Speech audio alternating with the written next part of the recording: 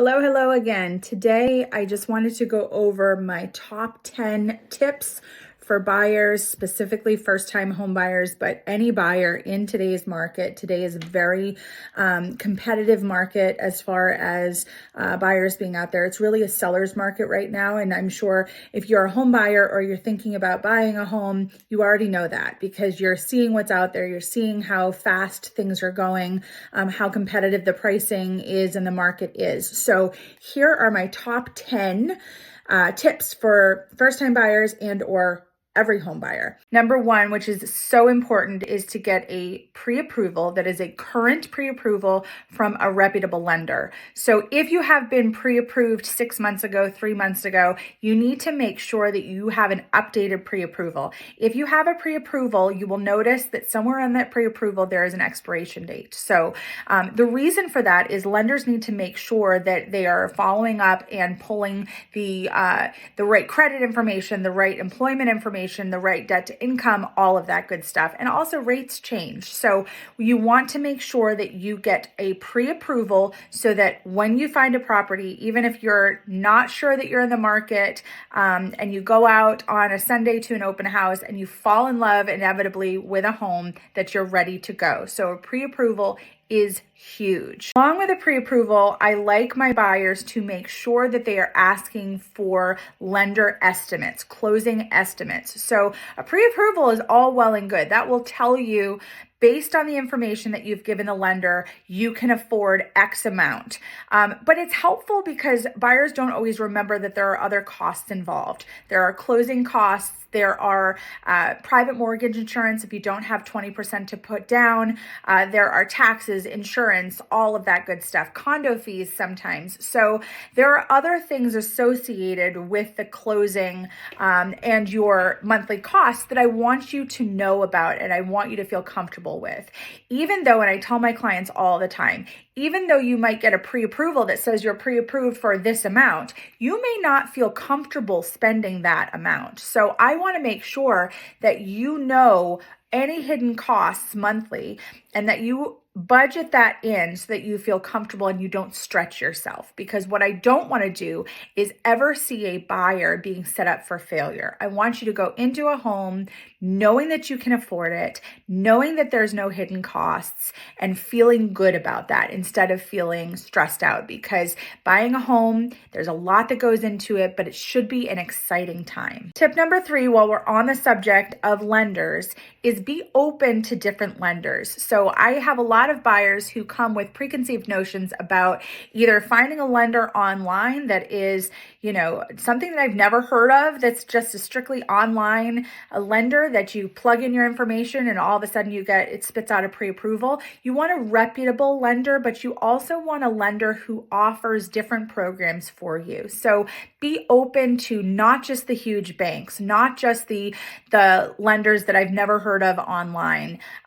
Be open to lender brokers who have different programs available to them that may be able to offer you something or think outside the box rather than a local bank or a huge bank. So I always like to tell my buyers, get a couple different lending quotes and costs for rates and programs to make sure that you're getting the best one. Number 4, do not make any rash decisions or any crazy decisions with your credit, new loans, late payments. Now is not the time. From when you start looking for a home, when you do your pre-approval and the groundwork, up until closing, don't do anything out of the ordinary. You want to be maintaining your payments, paying things on time. You don't want to switch jobs. You don't want to refurnish your existing house or take out a new credit card and buy furniture. You don't want to buy a new car, none of that. So we always make sure that our clients are staying run-of-the-mill. You're not doing anything. You're not changing anything with your financing or your debt to income ratio.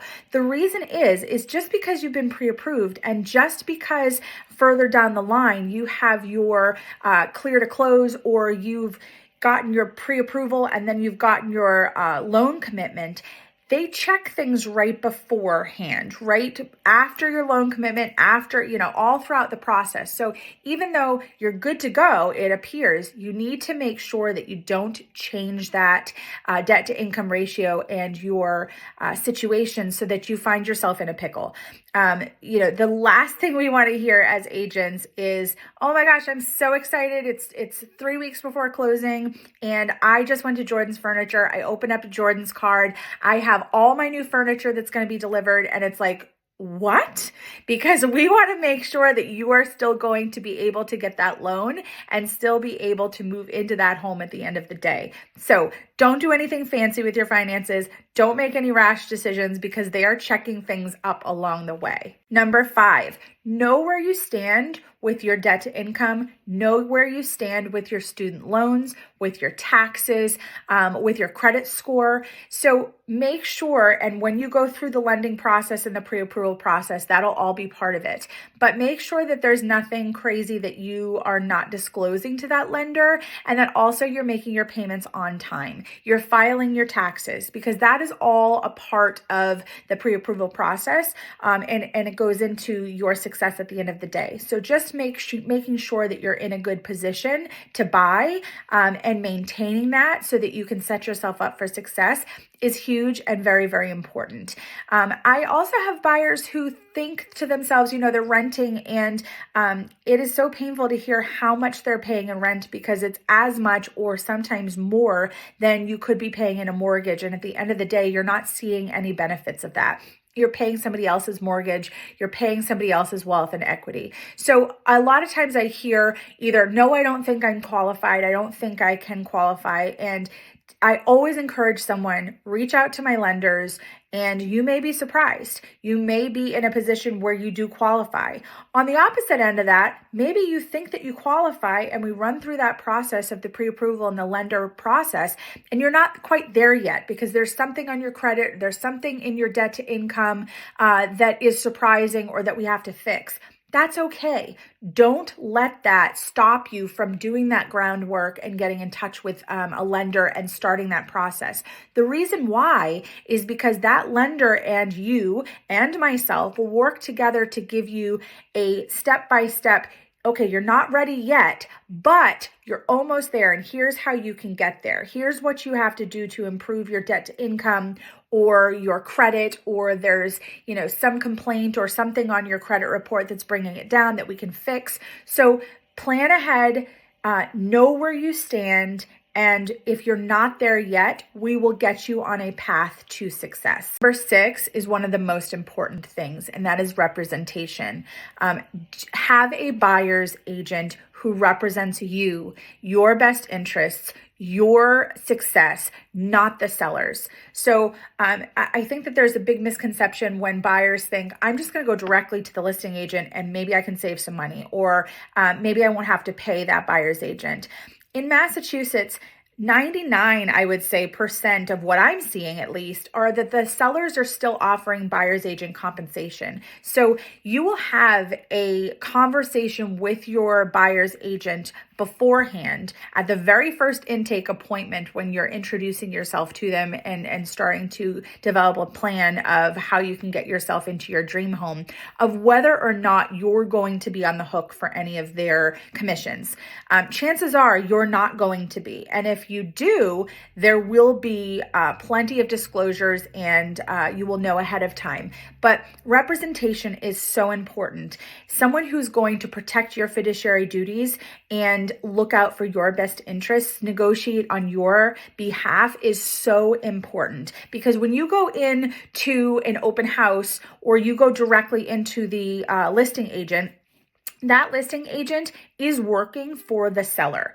They are negotiating on behalf of the seller. Their interest is in protecting, and their fiduciary duties are for the seller. So there is something so important. You are probably not going to buy anything more expensive, more big than your home. That is one of the biggest investments that we make. So it's one of the most important investments that we protect. And by having someone as a buyer's agent, particularly if you find an accredited buyer's agent or a buyer's agent, certified buyer's agent specialist, which I am, that is so important important. They have the training, they have the expertise, they have the experience and the knowledge to help you on your behalf and to set you up for success. Okay, next one is be serious. Plan ahead. You want to get all your ducks in a row. So you want to make sure that you're planning for success. Contact a buyer's agent, go through your lending process, know what you want, know when your time frame is. If you get all your ducks in a row, you're going to be in the best position possible to get a great offer in on a really good property and have a smooth and successful closing process. The next tip, know what you want. Develop your list of things I have to have, towns that I like, features in a home that you do like and that you don't like. It's just as important for your agent to know what you do not like as much as what you do like. I will sit down with my clients or have a phone conversation with my clients to get their list of must-haves, nice-to-haves, and dreams, their time frame, their towns, what's important to them, so that I can know all the features that's important to them, because I don't want you to settle at the end of the day. So we will look and we will do groundwork in the different towns that you're interested in or open to, and we will make sure that you understand how that market is looking, what the houses are going for, and everything else. Number 9, don't skip an attorney. So how home buying and selling works is that after you negotiate a offer to purchase, we're a two-part state. So without boring you and going into too much, we're a two-part state. So you'll do your offer and then we do a purchase and sale, which is a more glorified, drawn-out version of the offer. But during your negotiated offer and your due diligence period after that, and then your purchase and sale, that is when the attorneys, so the seller will have an attorney, the buyer will have an attorney, and they will kind of negotiate and insert protective language to protect their own parties for the purchase and sale agreement. The buyer's attorney also does so much more than that. They really arrange everything for you with your title, with all of your closing disclosures, everything. So do not skip your attorney. If you don't have an attorney or you don't have one that you've worked with in the past, if you're a first-time home buyer, I have amazing attorneys that I work with all the time that I would feel so comfortable with, and I would personally use if I am doing my own purchase or sale. It's just ensuring that you are protected. It's another level of protection. You want somebody else, because at the end of the day, we're not attorneys. You want somebody else looking over everything, negotiating as far as legal documents on your behalf, legal language, and then also protecting your interests at the closing standpoint and the closing table as well. So do not skip an attorney. Tip number 10 is find the right agent for you. So make sure that you are clicking with your agent, that you find an agent who is not too busy to answer your questions, that gets back to you on a quick time frame, that makes you understand every step of the process. So buying a home is involved. Selling a home is involved. We live in a very litigious state. We have forms for everything, documents for everything. You want to make sure that you feel like you are in the best hands. You are working with an experienced agent. You are working with somebody who makes you feel like you are important, that makes you feel like they have time for you, that makes you feel like they are happy to educate you, answer your questions, make you feel comfortable, not in a way that you feel pressured, like you have to make a decision on anything. At the end of the day, I never want my clients to feel rushed, not understood, pressured. I don't want them to settle for a home. I like my style of what I do for my buyers and sellers is that I like to educate my clients. So every step of the way, because I really do believe in the golden rule, right? So I really do believe that I would want someone to educate me every step of the way so that I feel comfortable. I feel like I understand what's happening. I feel like I understand what I can expect, and that I don't feel like someone's too busy. I don't feel like someone's going to hand me off to a team member. When I work with clients, you get me. When you hire me to work for you and with you, it is my number one privilege and honor. And I don't take that lightly. I will work with you every step of the way to make sure that your needs are being met, to make sure that you're understanding everything. And I am here every step of the way. I will never pass you along to somebody else. You get me. And I've been doing this for almost 18 years. I'm an accredited buyer's agent. I am a listing agent. I am a staging professional. I know the ins and outs of our local markets and of the industry. And that's important to me, to set my clients up for success. I would say 95%, if not more, of my business comes from personal referrals, comes from repeat business, comes from word of mouth to people's family and friends that I've worked with in the past. And that is no greater privilege and honor, and speaks so much to me. And I appreciate that so much, because that means that they trust me to be a part of that journey with them, and that they would recommend me to their friends or family because they feel like they would be in the best of hands with me. So number 10, my final but my most important thing, is to find the right agent for you. So I hope that that was helpful. I can be sort of long-winded, but that's because I'm so passionate about what I do, and I love what I do. I love to meet people. I love to help people along the way and really educate them. So if you have any questions about the buying or selling process, about anything that I mentioned, please feel free to reach out. I'm always here. I'm always happy to help. Have a wonderful rest of the day.